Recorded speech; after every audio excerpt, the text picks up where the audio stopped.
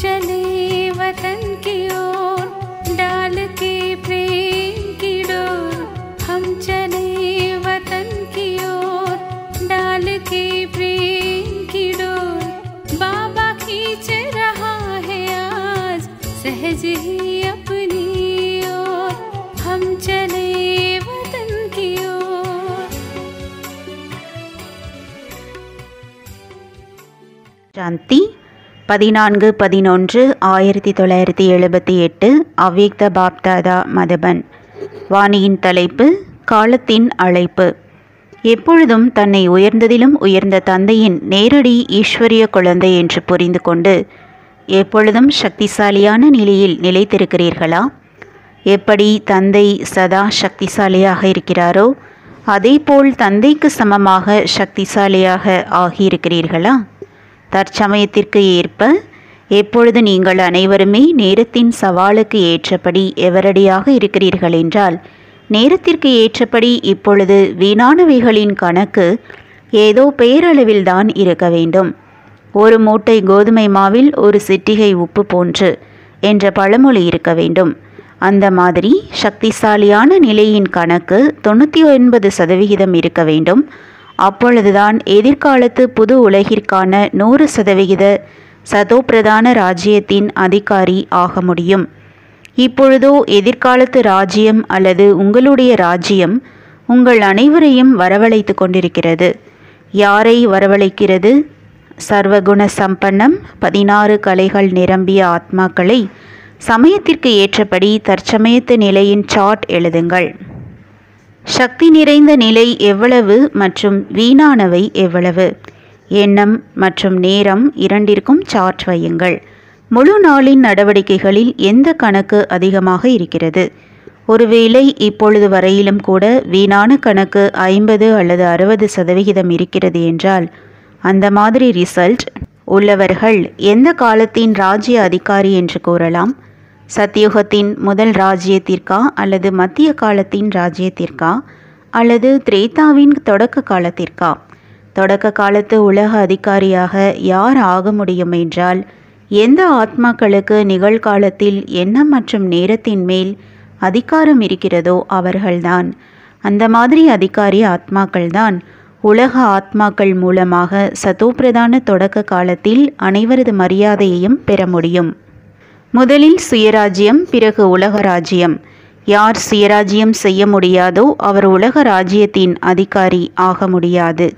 எனவே இப்பொழுது தன்னைத்தானே சோதனை செய்யுங்கள். உள்நோக்கு முகமுடையவராகி சுய சிந்தனையில் இருங்கள். முதல் நாளில் முதல் விடுகதையாக நான் யார் என்று கூறப்பட்டது.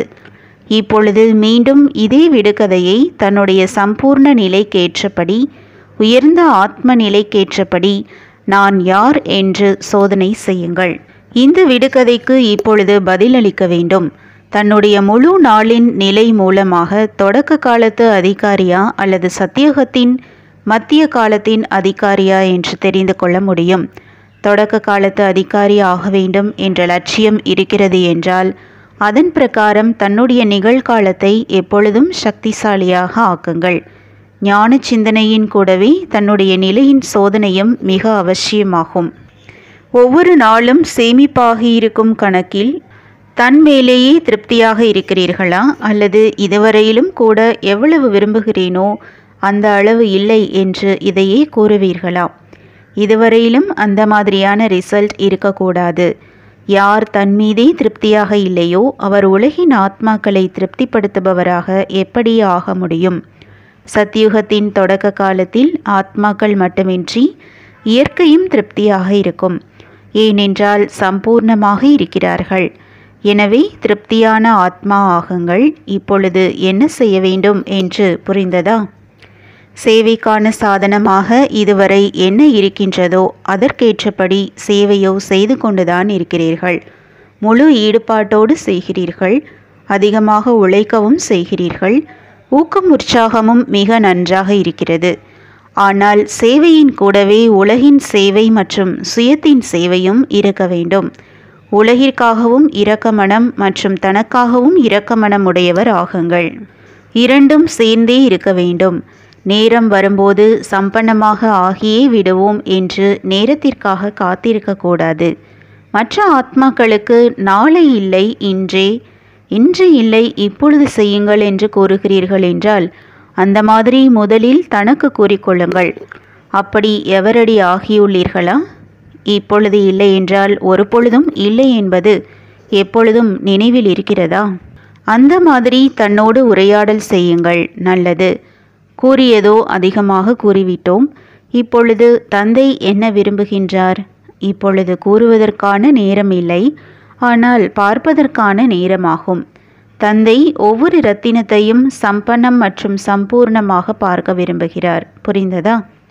அந்த மாதிரி சமிக்கைகள் மூலம் புரிந்து கொள்ளக்கூடிய, கேட்பதையும் செய்வதையும் சமநிலையில் கொண்டு வரக்கூடிய, எப்பொழுதும் சக்திசாலியான தந்தையின் சக்திசாலியான நினைவில் இருக்கக்கூடிய, சக்தி நிறைந்த நிலையில் இருக்கும் வெற்றியடையும் ஆத்மாக்களுக்கு, உயர்ந்த ஆத்மாக்களுக்கு பாப்தாதாவின் அன்பு நினைவுகள் மற்றும் நமஸ்காரம்.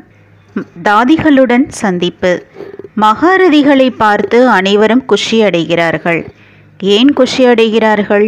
ஏனென்றால் மகாரதிகள் சாக்கார தந்தைக்கு சமமாக அனைவரின் எதிரில் சாக்கார ரூபத்தில் சம்பன்னம் மற்றும் சிரேஷ்டமாக இருக்கிறார்கள். எனவே தந்தையும் மகாரதிகளை பார்த்து மகிழ்ச்சி அடைகின்றார். ஏனென்றால் சமமாக இருக்கிறார்கள். அப்படி சமமானவர்களை பார்த்து மகிழ்ச்சி ஏற்படுகிறது. சங்கம யுகத்தில்தான் தந்தை குழந்தைகளை சேவையின் ஆசனதாரியாக ஆக்குகிறார். இந்த சங்கம யுகத்தின் வழக்கம் வருங்காலத்திலும் தன்னுடைய கைகளாலேயே சிம்மாசனதாரியாகவும் ஆக்குவோம். சுயம் மறைந்த ரூபத்தில் ஆசனத்தில் அமர்ந்திருக்கும் குழந்தைகளை பார்க்கவும் செய்கிறோம். சகயோகியாகவும் இருக்கிறோம். ஆனால் நடைமுறையில் ஆசனதாரியாக குழந்தைகளைத்தான் ஆக்குகின்றோம். இந்த பழக்கம் இப்பொழுதிலிருந்து ஆரம்பமாகிறது. செய்பவர் செய்விப்பவராக இருக்கிறார் என்றால் செய்பவரின் பங்கையும் செய்கிறோம். மேலும் இப்பொழுது செய்விப்பவரின் பங்கை செய்து கொண்டிருக்கிறோம். தந்தையின் ஆசனமாக இருக்கும் காரணத்தினால் ஆசனதாரி ஆவதில் சுமை அனுபவம் ஆவதில்லை. ஏனென்றால் தந்தையின் ஆசனம் இல்லையா? மேலும் தந்தை அவரே ஆசனதாரி ஆகியிருக்கின்றார். இந்த பொறுப்பாளர் ஆவதின் ஆசனம் எவ்வளவு லகுவானது! ஆசனத்தின் விசேஷம் இருக்கின்றது. இந்த ஆசனத்தில்தான் விசேஷ மந்திரம் நிரம்பி இருக்கிறது. அது கடினத்தை ஒரே நொடியில் சுலபமாக்கி விடுகிறது. இந்த பொறுப்பாளர் ஆகும் ஆசனம் நேரத்திற்கு ஏற்றபடி, நாடகத்திற்கு ஏற்றபடி அனைத்தையும் விட உயர்ந்த ஆசனம் மற்றும் அதிக வெற்றி நிரம்பிய ஆசனம் என்று வர்ணிக்கப்பட்டிருக்கிறது. யார் ஆசனத்தில் அமர்ந்திருந்தாலும் வெற்றி அடைபவராகின்றாரோ, பாப்தாதா மகாரதிகளை தற்சமயத்திலும் இரட்டை ஆசனதாரிகளாக பார்க்கின்றார். இதே சிம்மாசனமோ இருக்கவே இருக்கின்றது. ஆனால் இந்த பொறுப்பாளராகும் ஆசனம் வெகு குறைவானவர்களுக்கே கிடைக்கிறது. இந்த இரகசியமும் மிகவும் ஆழமானது. நல்லது. மதுபன் நிவாசி சகோதரர்களுடன். மதுபன் நிவாசிகள் அதிகமாக கேட்டிருக்கிறீர்கள். இன்னும் கேட்பதற்கு ஏதாவது மிச்சம் இருக்கிறதா? நேரெதிரில் கேட்டீர்கள். ரிவைஸ் கோர்ஸ், அதாவது கேட்டதை மீண்டும் கேட்டீர்கள். இப்பொழுது வேறென்ன கேட்பதற்கு மிச்சம் இருக்கிறது?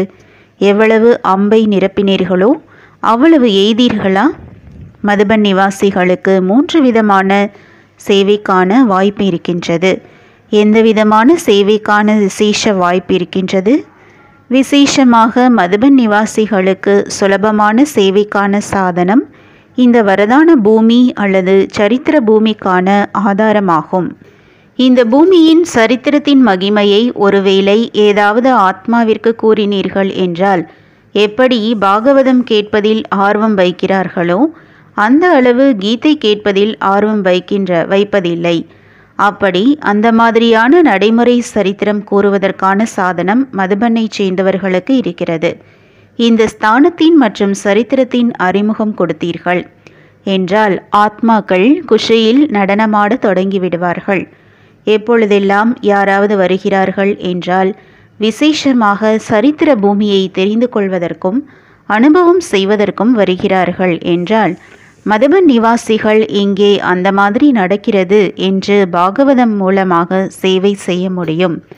அப்படி நீங்கள் இந்த பூமியின் விசேஷத்தின் மகத்துவத்தை கூறுவதற்கு பொறுப்பாளர் ஆவீர்கள். எந்த பார்வையோடு அனைத்து ஆத்மாக்களும் ஒவ்வொரு ரத்தினத்தை பார்க்கிறார்களோ அதேபோல் அவர்களை தந்தையின் பக்கம் ஈர்த்தீர்கள் என்றால் எவ்வளவு சேவை நடக்கும்.